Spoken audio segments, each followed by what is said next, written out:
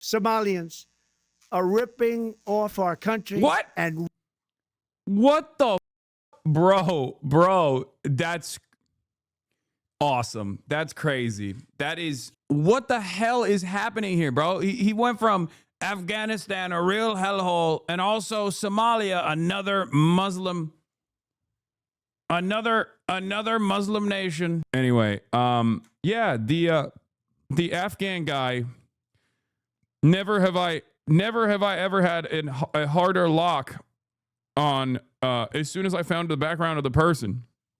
The yesterday, I didn't even suspect it would go this far. Like the rabbit hole would go this far. The well would be so deep. But because I thought it was just like regular resentment from. I thought it was regular old resentment from, a collaborator with the American forces that was now either having his friends and family members, after all the work that he put in, serving alongside the colonial occupation, okay, the imperialist forces in Afghanistan. I thought he was just like angry, resentful, and wanted revenge. I didn't realize he directly was a part of the fucking CIA as an asset, okay? Holy fuck. Yeah, turns out the very same, he was Ryan Ruth's strongest soldier. Yeah, this is one of the units that Ryan Ruth was talking about, the NATO-trained Afghan soldiers. It turns out if Donald Trump had only sent him to Ukraine, as Ryan Ruth suggested, things would have been fine. Anyway, 01 unit, a CIA squad in Afghanistan that performed night raids that killed kids. Yeah, he was also, by the way, Americans love talking about how like these barbaric forces use child soldiers. It turns out America is also just as barbaric in their utilization of child soldiers. Yeah, but we'll obviously talk about the background and the details and how hard the Republicans fucked this one up, immediately diving into conspiracies when it turns out there is plenty of real conspiracy, not a conspiracy theory, but real conspiracy. Anyway, yeah, a U.S. official says the Washington, D.C. suspect was vetted by intelligence agencies and clean on all checks. Yeah, gonna need a live clip of Fox News finding that out. Good luck, absolute space girl. That clip is never gonna happen because they already dove heavily into, this is an Afghan illegal. Joe Brandon did this. And it's like, well, first of all, American foreign policy is uniparty, especially when it comes to cruelty in all of our colonial subjects, in all of our endless occupation and endless militarism around the world. So in that regard, make no mistake, Democrats are just to blame, as Republicans are on this one. Okay.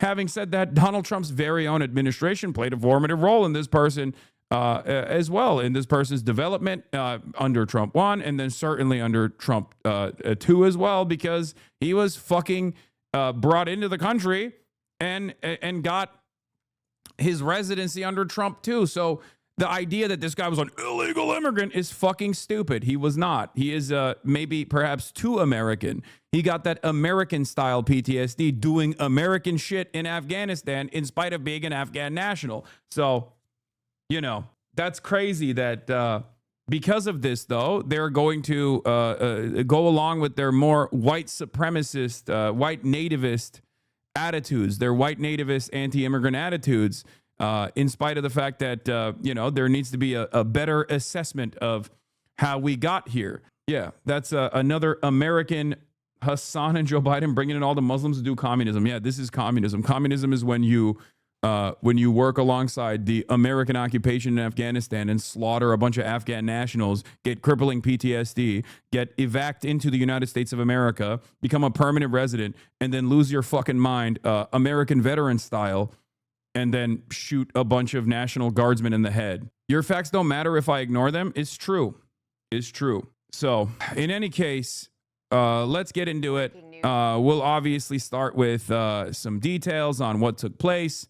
But he was 4 years old when 9/11 happened, and 15 when the CIA recruited him. Yeah, I mean, in some ways, he was destined to have an American veteran-style PTSD moment. I think his entire life was designed around this. But yeah, let's get started. Who's on the Of two National Guard members in Washington, right near the White House. Jay O'Brien starts us off with the latest on the investigation. Good morning, Jay. Yeah, Rebecca, the scene is clear here now, but it was right at the entrance of this metro station where those two guardsmen were ambushed in broad daylight. Our crew arriving here just moments after those shots rang out. A chaotic scene, people running for their lives. Other guards. I'm going to keep it $1.50. This has been a really rough year for Republican commentators who are first to market whenever a shooting takes place, and they immediately go, this is woke, this is trans, this is Antifa, or this is the Democrats. Oh, this is an Afghan migrant. Oh my God, this is an undocumented immigrant. And then literally the very next day, they're like, oh my God, everything that we said was exactly the diametrical opposite. Fuck! They can't even get their shit together. This is why you need to wait to do theory crafting. You can't just like immediately run in and rush in head first with biased narratives.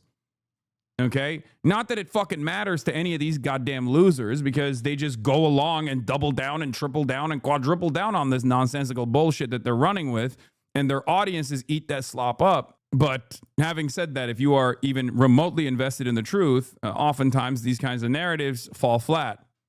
Been sprinting from parts of D.C. to attend to their wounded comrades. The FBI director now saying this is being investigated as a possible act of terrorism. This morning, new details emerging after a gunman shot two National Guardsmen in the heart of the nation's capital, just a block away from the White House, in what investigators are now calling a targeted attack. The National Guard in the head. The two guardsmen currently in critical condition, identified as 20-year-old Sarah Beckstrom and 24-year-old Andrew Wolf. Law enforcement identifying the lone suspect as 29-year-old Ramanullah Lakanwal, an Afghan national who came to the United States in 2021. What we know about him is that he drove his vehicle across country from the state of Washington with the intended... Fucking awesome, by the way. Having Janine Pirro be the guy. It's like Kash Patel, Janine Pirro, Pete Hegseth. What the fuck are we doing, dude? It's crazy. I know it's just like my issue here is minor. It's just like purely built around aesthetics, but a wild set of circumstances. Release Bongino, he's tired as fuck. Yeah, no. Target of coming to our nation's capital. The CIA director saying this morning, quote, the Biden administration justified bringing the alleged shooter to the United States in September 2021 due to his prior work with the U.S. government, including CIA. Sources telling ABC News Lakanwal was later granted asylum in April 2025 by the Trump administration. Investigators saying the shooter deliberately targeted the two guardsmen as they stood outside a busy metro station. Conspiracy theory about this? I mean, isn't the name Ramanullah Lakanwal the name of a cricket player or something? That's what people were saying. So it's like, or a rugby player or something. So that might not be a fucking spike. Because a lot of CIA was a lot of the people in the CIA and DC were just like actively searching the name or some shit, Conspiracies are spreading on the right-wing side. Oh, it's fucking over. So are we ready to revisit that one time that days before Charlie Kirk was someone in Israel Googled the exact house number and street name and address where Tyler Robinson planted? Also the names of all the surgeons at the hospital, the buildings at the UVU, senior political. Oh, God. Okay. All right. Well, it's just literally, this is fairly cookie cutter from A to B to C, like guy who is activated and resentful. Like the conspiracy here is like CIA actions causing blowback on American soil. But for some fucking reason, these guys can't comprehend it as like a normal, like a level 1 conspiracy theory. They have to go into level 12 conspiracy theories. Everything has to be more complicated. All right, let's just keep going. Came around the corner, he immediately started firing a firearm at the two National Guard members. Our own ABC cameraman, Chris Plater, there as it all happened. What I heard were pop, pop, pop, but then boom, boom, boom. And you saw him starting to handle these big guns. People nearby running for their lives. First responders scrambling to help. Some seen here on the ground attempting to give first aid to those two wounded guardsmen, a man and woman both deployed to D.C. from the West Virginia National Guard, immediately rushed to local hospitals. Yeah, it's like, dude, instead of recognizing that recruiting a teenager into the CIA squad that regularly targets civilians could have blowback down the line. The administration is just going to use this to further target immigrants. And the Republicans are going to go, oh, this is like, this is the Jewish CIA's actions or something. And Blue Anon will probably also go along with it in their own version where they'll say like, oh, the administration actually did this to further encroach on people's civil liberties. The administration will use this as an opportunity to further encroach on people's civil liberties and further justify military action on domestic soil. That is true. Having said that, I don't know if this was like activated deliberately. Okay, this was a sleeper cell that was activated deliberately or anything. Whereas, like even judging by what's going on here, it's opportunists leaning into whichever direction they want to, but it's a fairly basic. Abi kalk siktir git oğlum, Türksün sen. Abi ne demek lan? Salak herif. The suspect also wounded. Nearby National Guardsmen jumping into action, subduing the shooter. The reason that this suspect is in custody is because of the bravery of the men and women of the National Guard who responded. Due to their extensive training to secure American lives today, there was not any further injury and any further shootings. Now, since August, more than 2,000 National Guard troops have been deployed here to Washington, D.C. on the orders of President Trump, part of what he calls a crime crackdown. They've largely been patrolling heavy tourist areas with traditionally low crime, and they've been in particular focused on metro stations. Lindsay. Certainly unnerving, and we wish those National Guard members well. Jay, thank you. Well, President Trump is speaking out about the shooting. Last night at his Florida resort, the president called the shooting an act of evil and ordered more troops to be deployed in Washington. Nancy Cordes is in West Palm Beach. Nancy, you've got new information this morning about the suspect. So what are we learning? We are learning, Kelly, that this suspect was a leader of commandos in the Afghanistan war and that he worked closely with U.S. and... This is, I'm telling you right now, this is really bad day for the administration that wanted to use this as another opportunity to fucking lean into the Democrat Trantifa narrative. Really, really bad day overall for them. Because think about how excited Fox News was when they were like, oh my God, he's an Afghan migrant and an illegal immigrant. You know, definitely not saying CIA. I mean, they won't say it, but we will. Actually, even the New York Times reported on the fact that he was CIA for the record. So just going to point that out. It's definitely, he was our guy. He was our guy, the most our guy that you can have. British forces. Here in Florida, President Trump announced last night that he is putting an indefinite pause on all immigration applications for Afghan nationals. You may remember images like these from 2021, marking the U.S. withdrawal from Afghanistan and ending America's longest war as the Taliban regained control of the country. In a social media post Wednesday, Homeland Security Secretary Kristi Noem said the suspected gunman in the shooting of 2 National Guard members came to the U.S. through a Biden-era program to evacuate Afghan nationals, including many who had worked with the U.S. military. A DHS official tells CBS News the suspected gunman was granted asylum earlier this year on humanitarian grounds. One of the suspect's former Afghan colleagues tells CBS News the suspect... I did tell you. As soon as his background was revealed and all the dumbest motherfuckers were like, oh, he's an illegal immigrant from Afghanistan. As soon as his background was revealed and he was Afghan, it was fairly clear that he was going to be a collaborator of U.S. forces. Because there's not that many, like, unless you're talking about immediate family members that, like, lucked in, there's not a lot of fucking Afghan refugees that America brings into U.S. soil. Okay, there's a reason why the likelihood that he would have been an illegal immigrant would be fairly low because of where he's coming from. America is not exactly the most open-minded when it comes to allowing giving refugee status to people in areas that we have destroyed and dominated. As a matter of fact, many people who did actually work as translators or even had deeper collaboration with the U.S. forces in Afghanistan didn't even get the privilege of coming to the United States of America. CIA Director John Ratcliffe said the suspect had worked with the CIA during the war, an arrangement that would have almost certainly required him to be vetted by the agency at the time. Yeah, this is, I read this as no different than an American veteran getting PTSD and doing something like this. It's a very American style. It's a very American style crime. Perhaps the most American style, like veteran with PTSD going rogue, seeing red. Was a commander who led a unit of Afghan commandos and special forces in southern Afghanistan and worked closely with U.S. and British forces.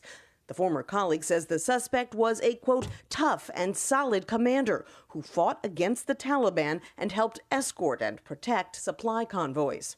That same former colleague says the suspect had been deeply troubled and upset after the killing of a close friend who was also a commander in Pakistan by unknown armed men. Last night in a social media post, President Trump says that he wants to re-examine every single person who came to the U.S. from Afghanistan during the Biden administration. He also said that he is requesting that an additional 500 National Guard members be deployed to the nation's capital in the wake of this shooting. Adriana. In a monstrous. I mean, yeah, don't let the admin. The admin is not going to waste this, though. They're going to fucking use this to continue along with whatever narratives they have. They're going to utilize this to justify further troop presence on U.S. soil. You know, it's just, they're opportunists. I mean, they try to do it with the Charlie Kirk thing, too, except given the nature of Republican messaging here and the media environment, especially on the independent side here, I think it's going to fall flat again because the Republicans are going to see this, like the MAGA Twitter guys are going to see this and go, oh, this is like, you know, deep state CIA, false flag, somehow, bring this back to Israel or something. The CIA is working alongside the Jews. I don't fucking know. But like they are too disorganized to actually to tunnel in on an appropriate unified message here. Ambush style attack. Just who the steps away fuck from takes the White MAGA House. Twitter seriously, brother? Who do you think is the president? The fucking director of the FBI is a cryptocurrency podcast guy. The deputy director is a Fox News personality. The secretary of War, previously known as the Secretary of Defense, is another Fox News weekend personality. The Attorney General of DC is another Fox News personality. This is the only era where I always say Twitter is not real life, but the only time when like Twitter becomes real life is because of these fucking charlatans. They do actually care about the expressions of ultra racist sentiment. They're dialed in on that shit. They'd been deputized as part of the most successful public safety and national security mission in the history of our nation's capital. Well, I wouldn't say it's very successful. The D.C. Safe and Beautiful Task Force, which has achieved an unprecedented reduction in violent crime and crimes of all type. This heinous assault was an act of evil, an act of hatred, and an act of terror. It was a crime against our entire nation. It was a crime against humanity. The hearts of all Americans tonight are with those two members of the West Virginia National Guard and their families. The love of our entire country is pouring out for them, and we are lifting them up in our prayers. As we are filled with anguish and grief for those who were shot, we're also filled with righteous anger and ferocious resolve. As President of the United States, I am determined to ensure that the animal who perpetrated this atrocity pays the steepest possible price. I can report tonight that based on the best available information, the Department of Homeland Security is confident that the suspect in custody is a foreigner who entered our country from Afghanistan, a hellhole on earth. He was flown in by the Biden administration in September 2021 on those infamous flights that everybody was talking about. It's just strange because kind of feels like, one, that the Afghan withdrawal was your plan, and two, Biden just facilitated it, and two, you know, he wasn't illegal. He wasn't illegally on U.S. soil. And also, you did continue the Afghan operations on Trump 1. Nobody knew who was Yes, we're coming going to do the ProPublica piece on 0 units in a second. Nobody knew anything about it. His status was extended under legislation signed by President Biden, a disastrous president, the worst in the history of our country. This attack underscores the single greatest national security threat facing our nation. The last administration let in 20 million unknown and unvetted foreigners from all over the world, from places that you don't want to even know about. No country can tolerate such a risk to our very survival. An example is Minnesota, where hundreds of thousands of Somalians are ripping off our country. What? And what the fuck? Bro, that's awesome. That's crazy. That is, what the hell is happening here, bro? He went from Afghanistan, a real hellhole, and also Somalia, another Muslim nation. Think about it. All the Muslims, they're all doing Muslim-style violence all the time. Kaya, no, get out of there. Why are you fucking so invested? Why are you so invested in that? She loves the left cubby. She loves laying down right next to the PC. I don't know why. Fox News has been talking about Somalian fraud in Minnesota lately. I'm from a third world Muslim country. Am I cooked? A little bit. Right-wing social media has been nutty mode about Somalia as of late. She doesn't like the warmth. She has a massive she has a massive coat. I think she just wants to sit next to me. But it's dangerous because I move around sometimes and I'm always scared of like accidentally rolling over her tail or whatever. Fox yesterday, Stephen Miller's in his ear. Up to. Oh, God, I fucking hate this administration so much. Anyway, let's continue. Ripping apart that once great state. Billions of dollars are lost, and gangs of Somalians come from a country that doesn't even have a government, no laws, no water, no military, no nothing. As their representatives in our country preach to us about our Constitution and how our country is no good. We're not going to put up with these kind of assaults on law and order by people who shouldn't even be in our country. We must now re-examine every single alien who has entered our country from Afghanistan under Biden, and we must take all necessary measures to ensure the removal of any alien from any country who does not belong here or add benefit to our country.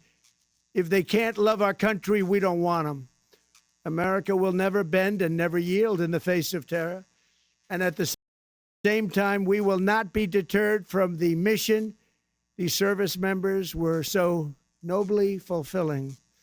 That is why tonight I can announce that I have directed the Department of War to mobilize an additional 500 troops to help protect our capital city.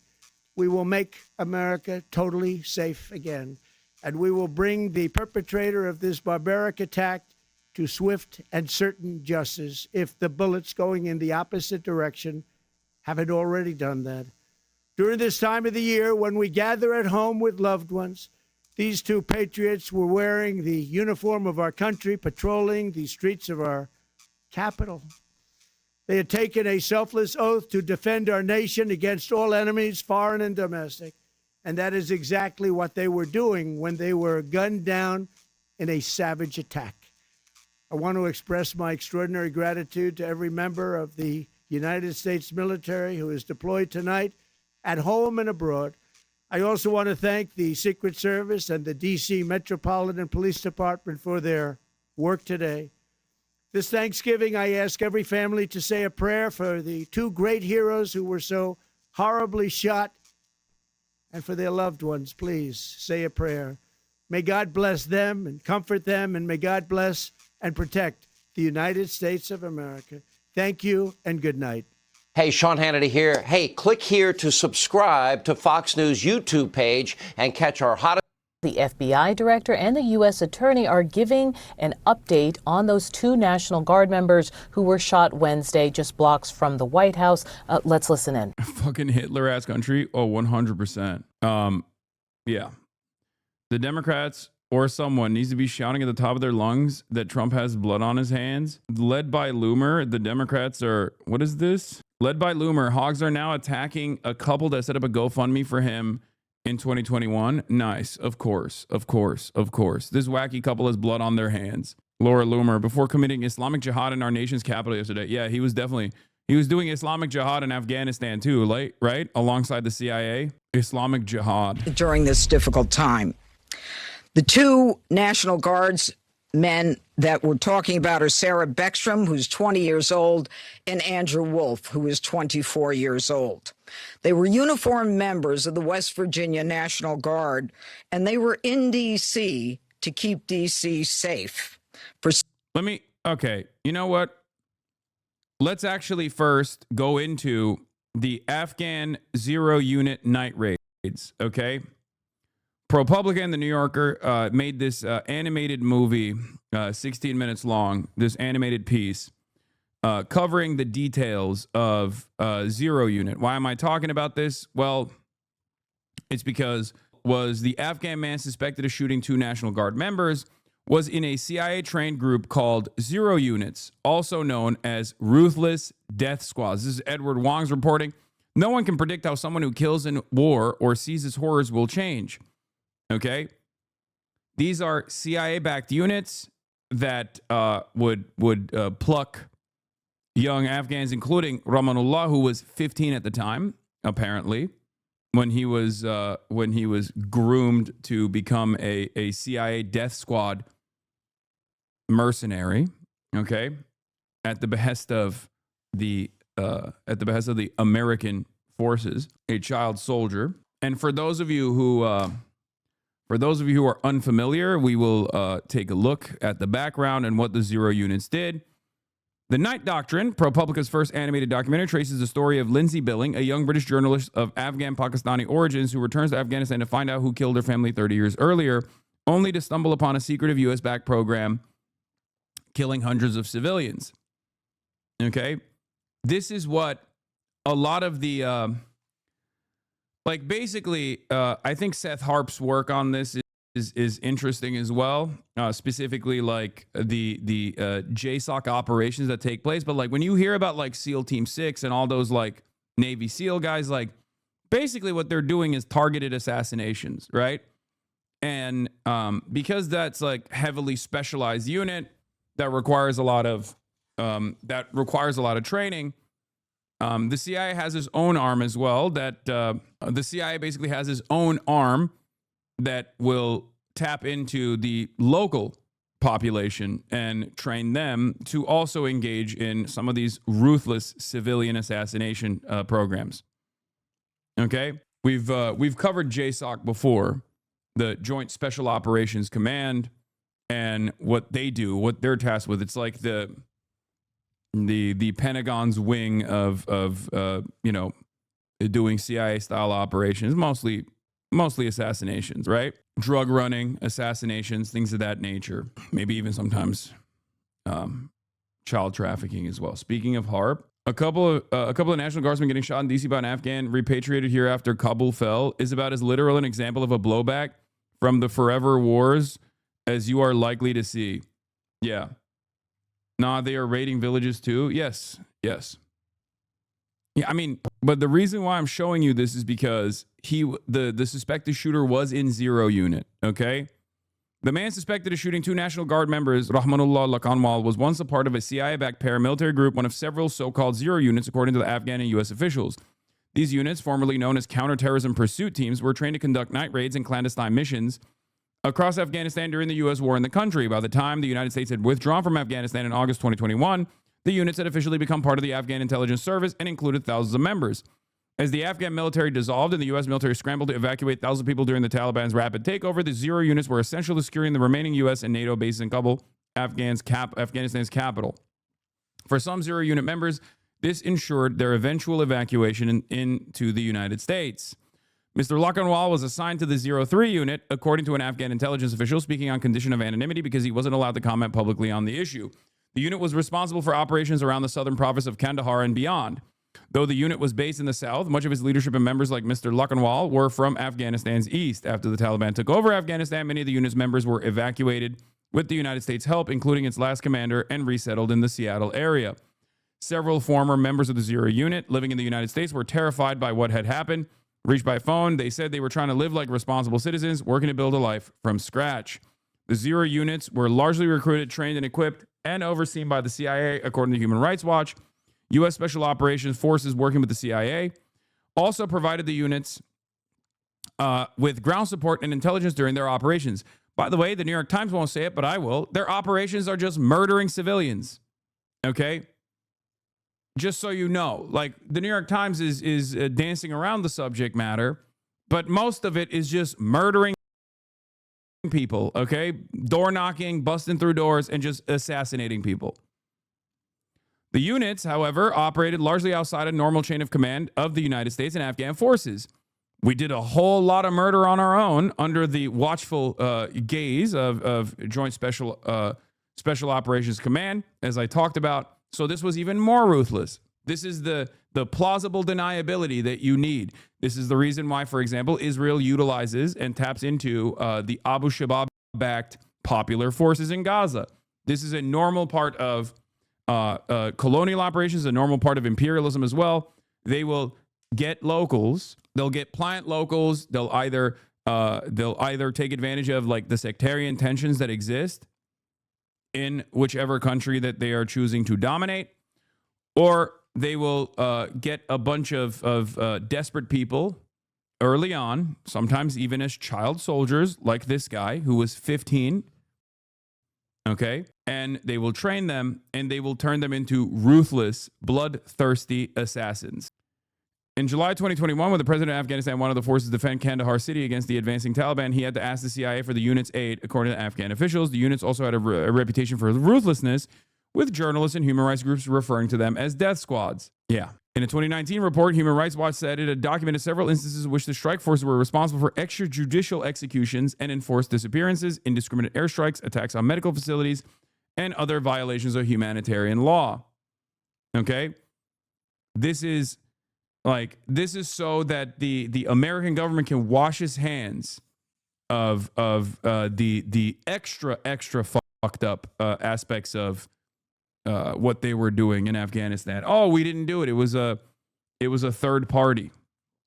Okay, that's how you do it. You know, you delegate some of the more ruthless parts of your imprecise murder operations to the locals that you have trained specifically to do this. The reason why I think it's important to understand that is because you got to understand the mindset of this person, like how we got here. Okay, especially when the regular forces in Afghanistan were also engaging in wanton acts of violence and cruelty and death, indiscriminate death and destruction. So just understand how much worse this was in comparison to the regular units and what they were doing. In one instance, in 2018, an Afghan paramilitary force unit raided a home in Nangarhar province in eastern Afghanistan, shooting and killing 5 members of a family, including an older woman and a child, according to Human Rights Watch. Taliban officials have also condemned the units. On Thursday, an official in Nangarhar accused the group of looting during the fall of the U.S.-backed government.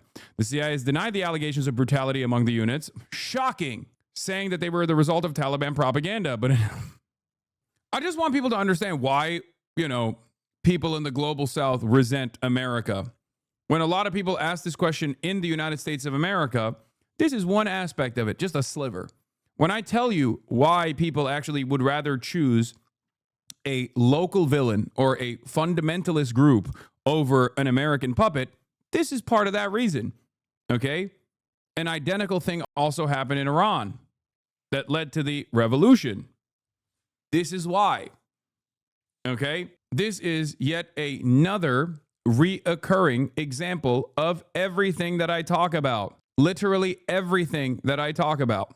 Do you understand? Whether it be blowback, whether it be the ruthlessness of American forces and American-backed forces, and why there is always, why there's so much animosity and so much anger, and why sometimes people actually choose another global hegemon over the United States of America to align themselves with because they think it's going to be they think it's going to be better. Scared to debate about capitalism when his career completely started on talking trash on it. Kind of sad, in my opinion. What are you talking about with Ben Shapiro? Don't you think it'd be a more interesting conversation to talk about Israel with Ben Shapiro over capitalism? I mean, I'm still down to do it, for the record. I'm not the one who's sitting on a panel with Ben Shapiro talking shit about how I must be deplatformed while simultaneously trying to set up a fucking interview. I was trying to set up a debate between me and Ben Shapiro. I like that. That's how much of a fucking loser you are, though. Yes, I'm so terrified. The interesting part of this conversation that you and your favorite content creator, I guess, have extracted is not the fact that Barry Weiss is literally sitting next to Ben Shapiro while talking shit about how I must be deplatformed because I'm a dangerous voice, simultaneously trying to set up a debate. So clearly she doesn't fucking feel that way. Or the interesting part of this conversation isn't the fact that they don't want to have a conversation about Israel on CBS News, okay? But it's actually the fact that you have imagined an alternative here. They just drop these comments and then dip instantly. It's because he didn't get the clip off that he wanted, so he's going to try again. Or someone else from, whichever community this fucking loser comes from is going to try again. I'd still do it. It's just, not as interesting, in my opinion, as doing it on Israel-Palestine, especially with someone as Ben Shapiro. D fans were saying they'd support Shapiro in the debate. That's not the first time Destiny's actually eaten Ben Shapiro's dick on camera. So it's not that shocking that his community would support Ben Shapiro. If you recall, Sex Pestiny actually did have a conversation with Ben Shapiro. It was billed as a debate, but it was more so just an agreement, not only on Israel, but also on capitalism. Anyway, yeah, that was cool when they were doing handshakes. He came to regret that conversation too, lol. Yeah, I mean, not the first fascist he sucked off, am I right? All right, let's continue. Yeah, if your politics revolves around just like deeply despising a fucking Twitch streamer, you are not going to be serious at all. I like that though. I like that there are a not insignificant number of people out there who have just basically anchored their worldview around whatever the fuck I'm advocating for, and just opposing it. I've seen those losers saying you're homophobic because you say suck my dick. That's awesome. Suck my dick is what I say to them. Liberals like Zoran, though. Lamau, he's a socialist. No, these guys had deep resentment towards Zoran initially as well because I was promoting Zoran until Zoran became a fixture in the Democratic Party. And this will continue to happen. I don't really mind it, though, because ultimately, as long as they're on board with socialist figures that are a part of the Democratic Party, it's them waving the white flag. You know what I mean? Oh, they like Zoran, which is why they have to cope and seethe and try to figure out a way to identify why they like Zoran. And I think they will say, oh, it's because he's actually disavowed Hasan. He actually secretly hates Hasan. That's why it's appropriate for us to like Zoran now.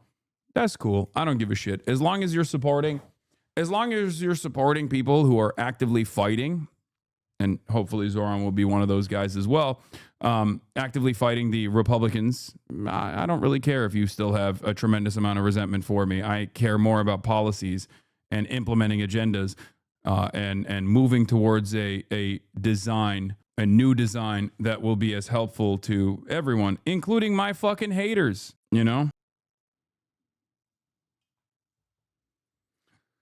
I know way too many people that refuse to watch / support you because they say your debate is cringe and you're too angry, and I fear they have no listening skills. It's all good. No uncle this year? No, he's going to be here in a little bit. Mike issue or on my end?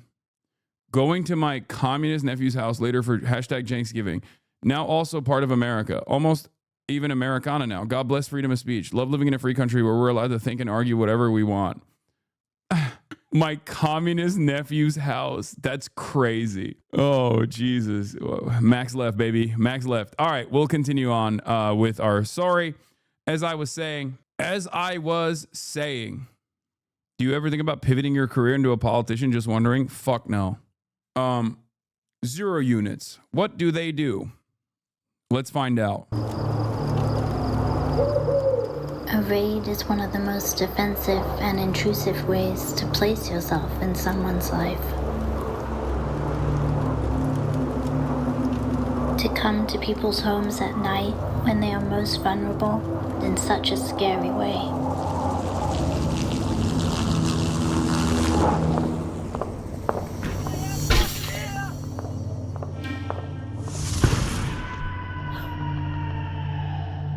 And when that happens to someone who isn't the right target, they're left with that trauma, night after night and years after. It is a psychological strategy. The US knew that when they used it here in Afghanistan. For years, I've gone on a quest to count the deaths from these night raids.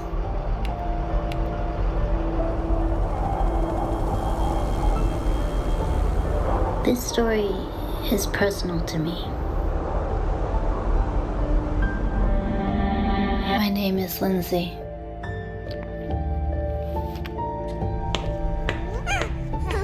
When I was 2 years old, a night raid in Nangarhar province killed my sister and mother during the Civil War.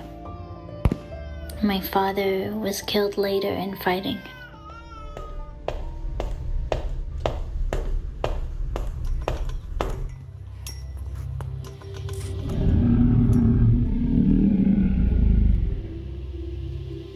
I was adopted by a British family living in Pakistan. When I was 12 years old, I moved with them to Israel.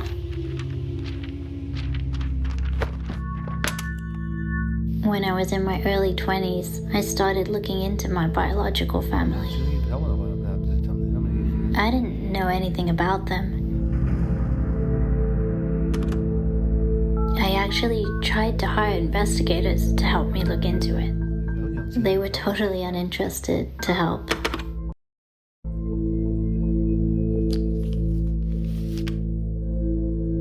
By that time, I had become a reporter in the UK. So I decided to go back to my homeland and investigate my past myself. But what I found in Afghanistan was bigger than anything I had imagined. A bridge that would tie past, present, and future.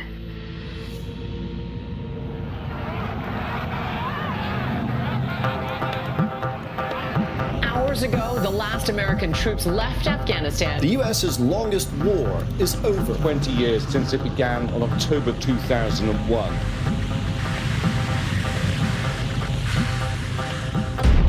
In 2001, everything changed. Days after September 11th, the first CIA officers touched down in Afghanistan, targeting the Taliban and Al-Qaeda. Over the past 2 decades, that strategy largely... Guys, I think Venezuela will be different. I just want to say, I don't want you to learn any lessons from this, okay?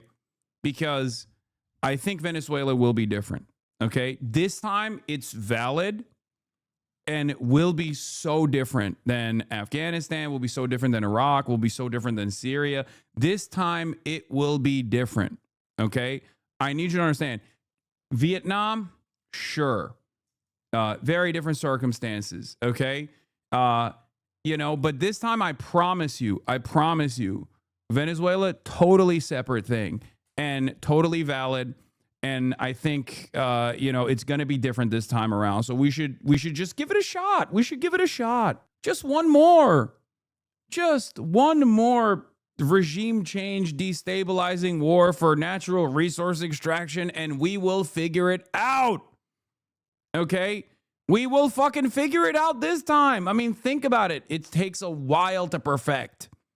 This is a very, very difficult endeavor. It takes a while to perfect. You know what American foreign policy is like? It's like the fucking guy who's the gambling meme, the guy with the pickaxe. 99% of gamblers quit right before they win big. That's it. That's it. It's just, let's hear from Lindsey Graham on this one more time. I think that's going to, yeah, if at first you don't succeed, you just try again. Obviously, nobody likes a quitter. Nobody likes a quitter. Consisted of drone strikes, airstrikes, and night raids.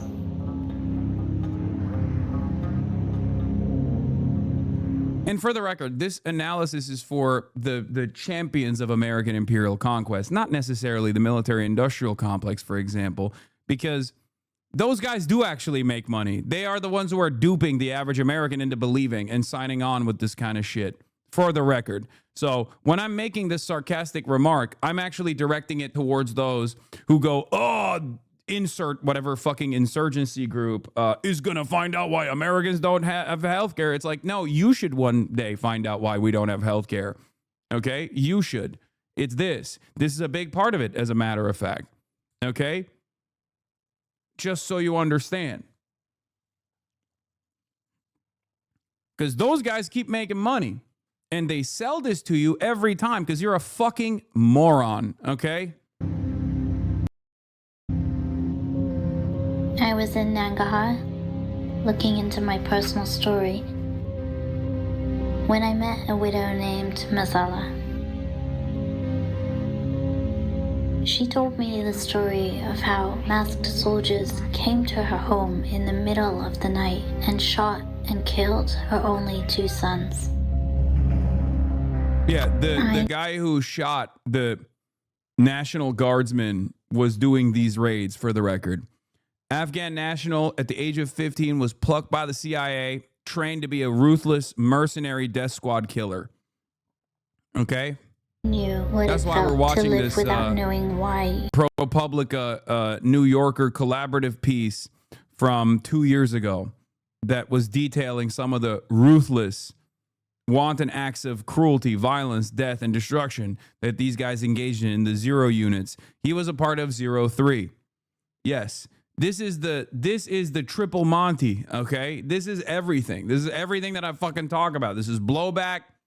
This is American, this is the classic American violence. This is child soldiers. This is the State Department tapping into child soldiers, utilizing child soldiers. This is a textbook.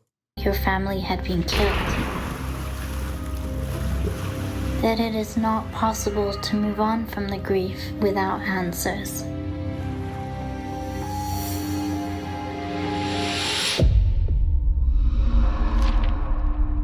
I felt this huge responsibility to look into what had happened to Mazala and others.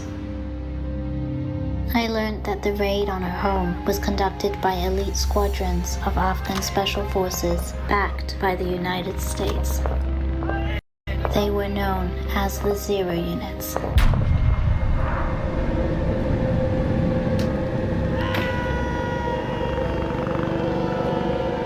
Over the last 4 years of the war, these units killed hundreds of civilians.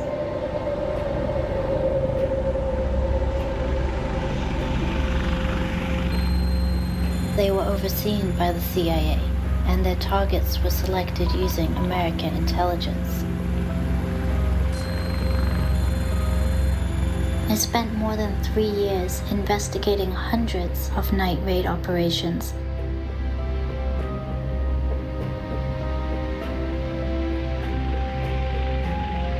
I also spent 6 months trying to find soldiers from inside the unit to talk to.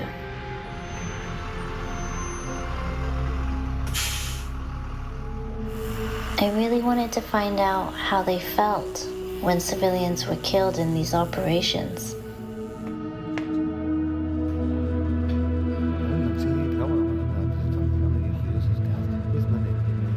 I met 2 Afghan soldiers who I'll call Basir and Hadi for their safety. They fought in this unit for years.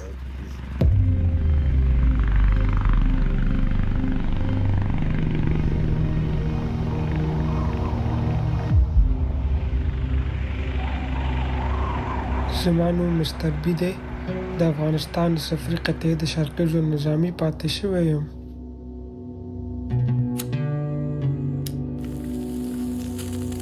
ما ویل چې زموږ غریبه کورنۍ وو.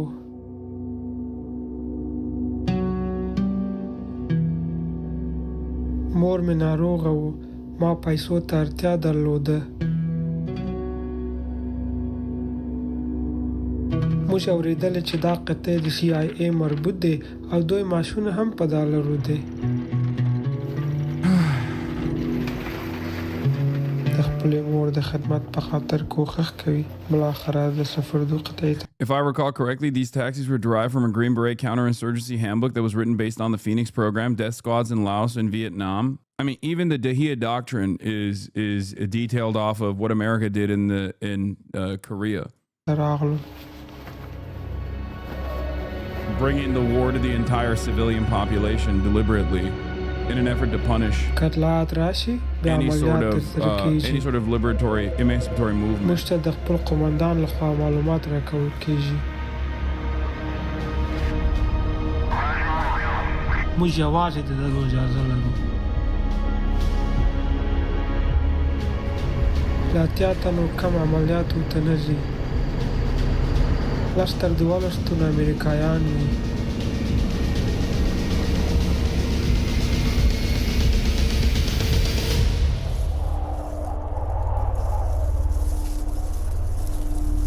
In 2019, Basir and Hadi told me about a night raid in Logar province when they killed 4 members of a family. I'd later speak to the surviving grandfather and uncle. This was not the first time they had killed civilians, but it was this raid that felt like a turning point in their lives.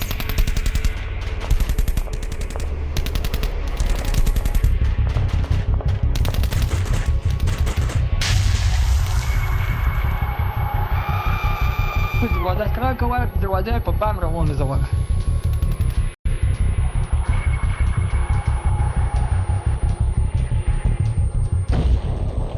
چې دا مساکې د مو سره سره وره د دروازې شګیز دی و دا ونه کې د نس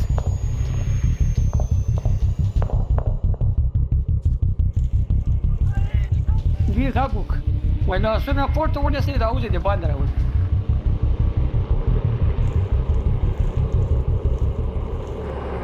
هماغت توی کمد منوار مرمیان شیدان هم سویدی مخی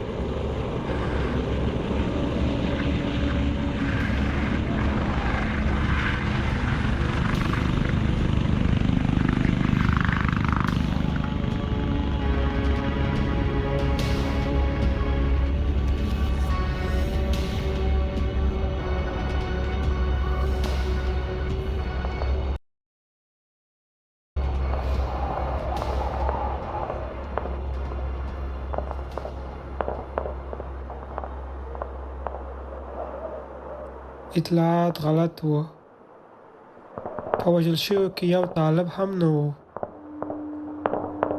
دا مرګونه زموږ د لاس نه وشول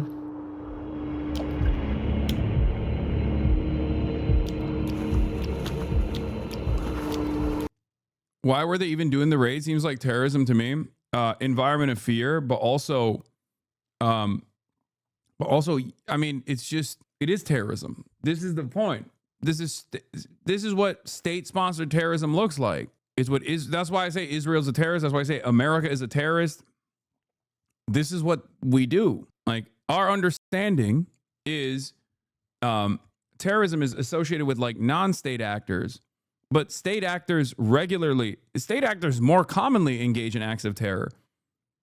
What do you think a military occupation is? It's just a legalized version of it. If corporate lobbying is legalized bribery, then military occupation is the legalized, systematized version of terror. شهیدانی ولیدل چې دغوی قوارې طالبان سوي دي واړه ماشومان زموږ افراد چې د خپل قلبي تکلیف لري او یې تر خطه عصبي کار هم ده لري. This is also part of the reason why I always get frustrated when people are like, oh, Hasan is just a campus. Hasan is just anti-America. Hasan is just anti-America. Oh, he's just always fucking anti-America. Like, how can you learn about global history from the perspective of the victims and not develop an attitude such as that one? I'm not anti-America across the board, but I always say, like, if you are if you are a campus, you're going to be right on like 98% of issues. That's just what a global hegemon does. That's it. Being anti-imperialism will, yes, require you to demand America do better. And therefore, a lot of the fucking hoorah patriot dipshits will run around and say, oh, you want America to not do this kind of endless violence and imperialism? You're fucking anti-America. د تفریق تو هدف دا دی چې افغانستان کې تروریزم ختم کړي ځینو سیمو کې تروریزم زیات کړي امریکایان وایي دوی تر ټولو غوره ټکنالوژي لري نو بیا ولې د What do you mean by ملکیانو campus? Campist. Camp. Like a tent. Campist is a terminology that that implies that you are in the anti-America camp. So you just always defend whoever is opposing anti-America initiatives. It's a silly term. Many people don't even know this. When they say tanky, that's what they're talking about usually. توپیر نشي کولی دوی امریکایان دي موږ افغانان یو افغانان وژنو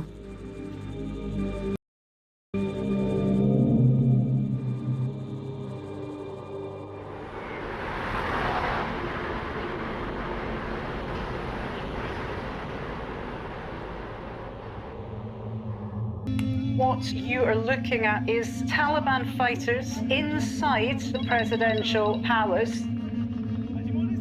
I felt so helpless when the Taliban took control of the country again. After everything I've seen in the last 4 years, I wonder why the US has never been held accountable for the damage they leave behind.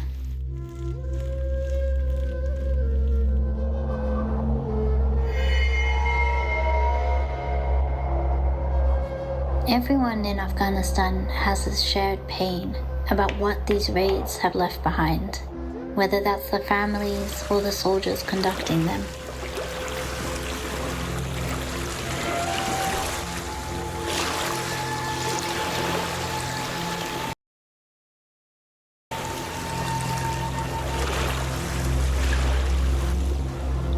Night raids failed in Vietnam, Iraq, and now Afghanistan.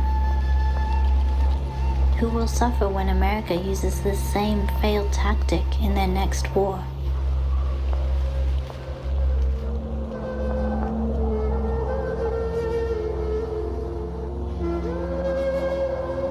Next time it'll be fine though. Next time it'll be different. Okay? You don't even need to look across the ocean for this type of fuck shit. America's done this in Mexico for decades. Los Zetas and other cartels leaders were literally trained at the School of Americas. Yeah. Yes, I am not of the mindset that this is a failed tactic. It's working exactly as intended. I don't disagree with you. Yes, wars are not meant to be won, okay? Wars are meant to simply continue.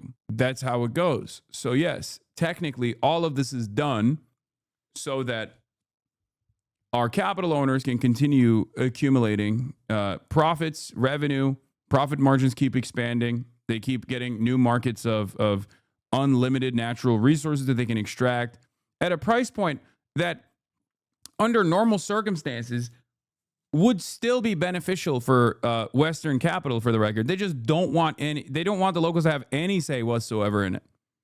Okay? Talking about this from the perspective of failure, I'm talking about this as a failure for the average American. That's what I mean. Like, what is all this for? Who is all of this for? Are you seeing the bounties of all of this imperial conquest? You're not. Would it make it appropriate if you actually saw through better redistributive programs, if you saw some of this imperial bounty? No, of course not. It would still be unjustifiable. But it's just like doubly ridiculous. The last war was bad, but the next war will be good and necessary. Yes.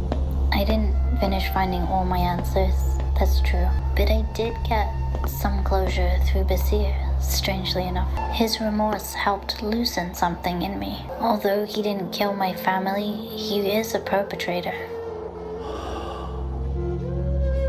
If Basir was brave enough to speak about the pain he had caused, I could also share my own story and talk about the pain I had buried. I could also start healing.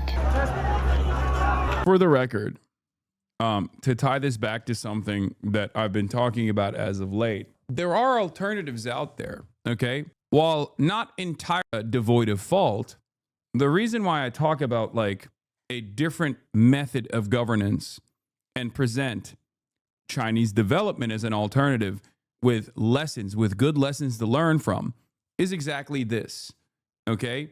You can either exhaust all of your resources and all of your money and all of your manpower on endless imperial conquest, or you can focus on the revenue that you generate and the capital that you generate to develop your own society. Okay, this doesn't mean that China is this utopian society. It's not.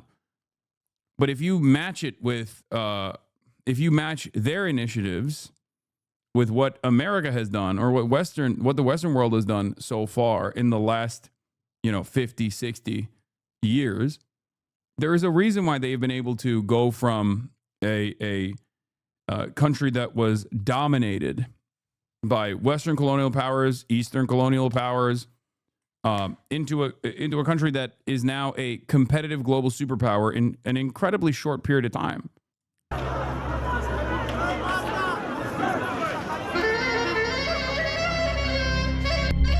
Brother, the CIA literally said that the death squads were Taliban propaganda.